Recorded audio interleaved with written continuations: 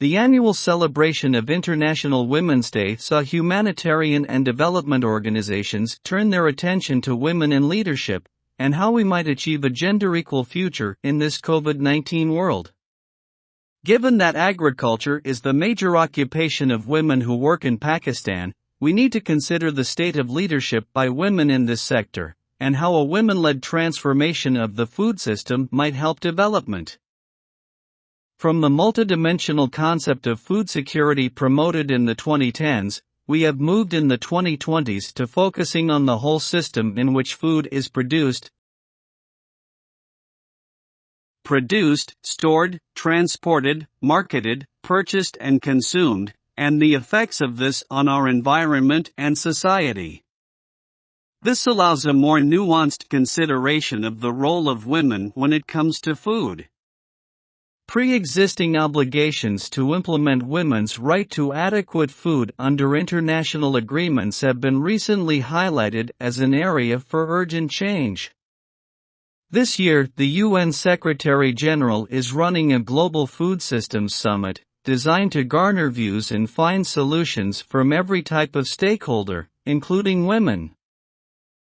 In Pakistan, 68% of the female labor force participation is in agriculture. Women are involved in seed sowing, weeding and harvesting, managing livestock, dairy and egg production, kitchen gardening, food preservation, making dung cakes and other tasks. Despite their contribution, however, most of them work unpaid, while 19% are receiving monetary compensation, but almost all of this is informal work. The burden of unpaid agricultural work is often seen as an innate responsibility of women, or as a necessary contribution to family livelihood efforts, or as being adequately recompensed by in-kind benefits such as wheat, or even as repayment of debt.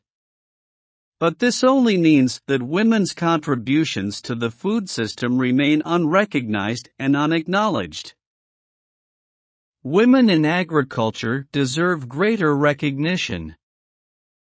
Women in Pakistan are culturally held responsible for preparing cooked food in the home, and for feeding young children an appropriate and adequate diet by whatever means they can.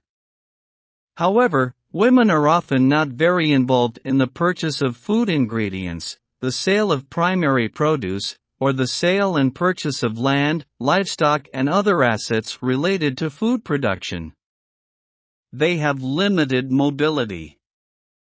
Key decision points are thus missing the contribution of women's knowledge and understanding, whether it is about the growth and development of children, the management of livestock, or good recipes for Pakistan's famous fruit and vegetables.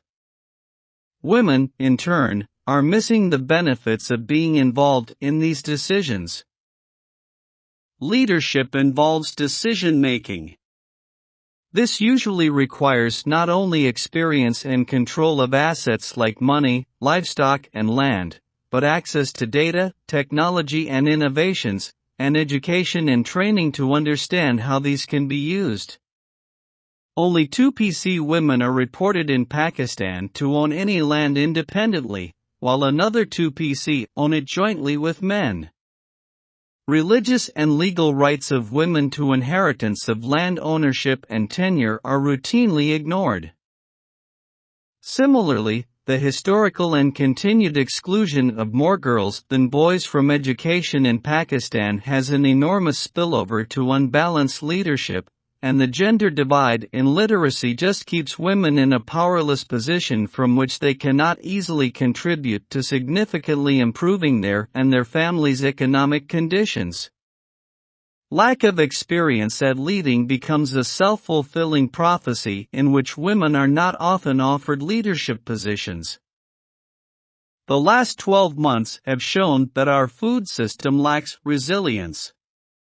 Pakistan has faced a desert locust invasion, a rain and flood emergency, and COVID-19. Soon, a new drought is predicted. Disruptions to the food system have roll-on effects down the track on livelihoods, food security, nutrition, and the overall economy.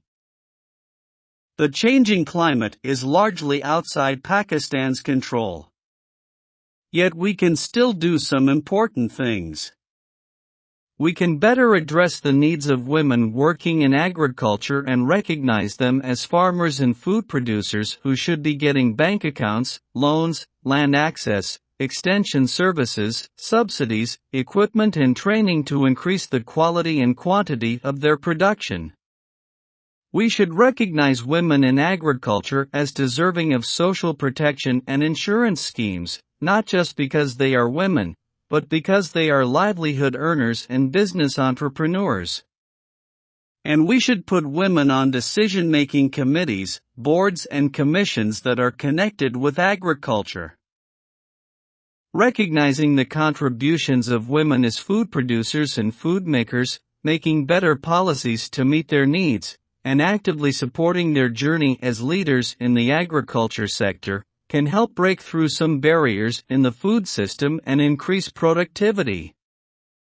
Better health and nutrition, and a better economy, are possible when we give equality to women. The writer is First Policy Officer, FAO. Published in Dawn, March 31, 2021.